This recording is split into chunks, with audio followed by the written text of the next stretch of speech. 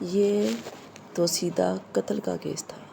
اگر یہ لڑکی اپنی موت مری ہوتی تو یقیناً اس کے لواحقین سے کوئی تو موجود ہوتا۔ پہلے تو میں نے سوچا کہ میں اسے چھوڑ کر یوں ہی کمرے سے باہر نکل جاؤں اور اس شخص سے جا کے کہہ دوں کہ یہ تو قتل کا کیس ہے، تم نے اس لڑکی کو قتل کیا ہے۔ لیکن پھر میری نظر اچانک اس لڑکی کے کانوں میں پڑی سونے کی ٹوپس دیکھ کر میری آنکھوں میں لالچ کی چمک سی آ گئی تھی۔ پھر اس کی ناک میں سونے کی لونگ تھی، ہاتھ میں انگوٹھی بھی تھی۔ میرے دل میں لالچ سی آ گئی تھی۔ جو ہونا تھا وہ ہو چکا۔ اس کے شوہر نے اگر اس کا قتل بھی کیا ہے تو مجھے اس سے کیا؟ میرا کام تو غسل دینا ہے۔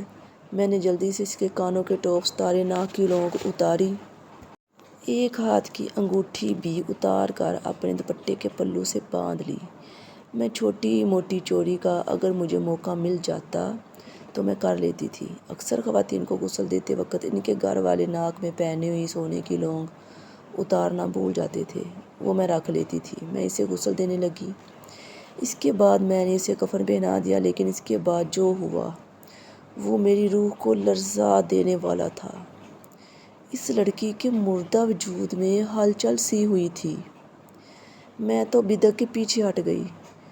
مجھے لگا کہ کوئی انہونی سی دیکھ رہی ہوں، لیکن یہ دیکھ کر میرے ہوش اڑ گئے کہ وہ لڑکی تو زندہ تھی، اکھڑے اکھڑے سانس لے رہی تھی، نیم مردہ حالت میں تھی، یا گلا دبانے کی وجہ سے وقتی طور پر اس کی سانس کی نالی کچھ دب گئی تھی، اس لیے اس کا وجود بے جان سا ہو گیا تھا، اور اب شاید اس کی سانس کی نالی کچھ کھل گئی تھی، اس لیے وہ کھینچ کھینچ کر سانس لے رہی تھی۔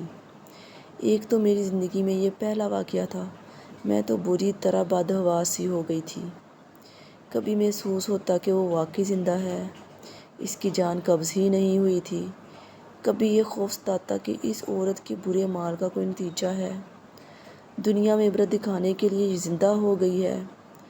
میں نے ایسے واقعات بہت سے سن رکھے تھے کہ مردہ اپنے برے اعمال کے باعث اٹھ بیٹھا یا قبر سے چلانے کی آوازیں آنے لگیں، لیکن اپنی آنکھوں سے کبھی دیکھنے کا اتفاق نہ ہوا تھا۔ مجھے یہ بھی خوف لاحق ہوا کہ اگر یہ سچ مجھ سے مر کر زندہ ہوئی ہے اور اس کے کسی خوفناک انجام کا ہولناک انجام مجھے دیکھنے والا ہے، اس خیال سے ہی مجھے جھرجھری سی آ گئی۔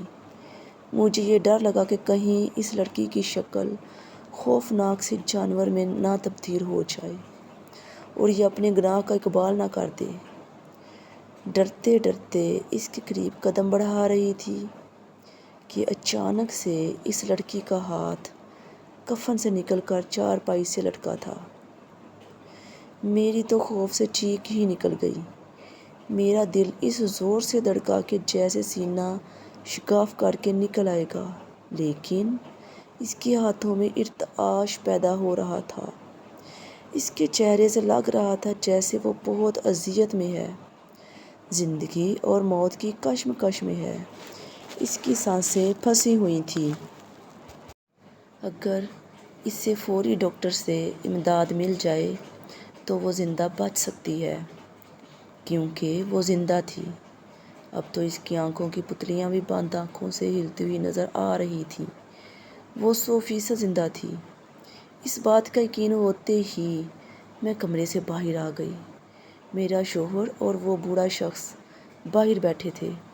وہ شخص مجھے دیکھ کر کہنے لگا، اگر غسل دے دیا ہے تو ہم مسجد سے 4 لوگوں کو لے آتے ہیں اور ابھی دفنا دیتے ہیں۔ مجھے اس شخص کی جلد بازی اب سمجھ میں آ گئی تھی۔ میں نے کہا، یہ لڑکی تمہاری بیوی ہے؟ میرے سوال پر وہ شخص کہنے لگا، ہاں یہ میری بیوی ہے۔ میں نے اس کی موت کا سبب پوچھا کہ اس کی موت کیسے واقع ہوئی۔ میرے سوال پر وہ سٹپٹا سا گیا۔ کہنے لگا، بس سو رہی تھی۔ شاید سوتے ہوئے ہی وہ شخص ہچکچاہٹ کا شکار تھا۔ میں نے کہا، تم جھوٹ بول رہے ہو۔ جس لڑکی کو تمہیں دفنانے کی جلدی ہے دفنا دیتے، وہ ابھی زندہ ہے۔ میری بات سن کر اس شخص کی رنگت اڑ گئی۔ کہنے لگا کہ وہ مر چکی ہے، تم جھوٹ بول رہی ہو۔ میں نے کہا میں نے خود اس کی سانسوں کو چلتے دیکھا ہے، اب تو اس کے جسم میں حرکت بھی ہو رہی ہے۔ مجھے لگتا ہے کہ تم نے اس کو مارنے کی کوشش کی تھی، لیکن وہ بچ گئی۔ ہم دونوں کی باتیں میرا شوہر بڑے غور سے سن رہا تھا۔ میں نے کہا یہ پولیس کیس ہے، میں چاہوں تو تمہیں ابھی پکڑوا دوں۔ میری بات سن کر وہ بوڑھا شخص ڈر گیا، خوف زدہ سا ہو کر میرے سامنے ہاتھ جوڑ کر کہنے لگا کہ یہ میری بیوی ہے،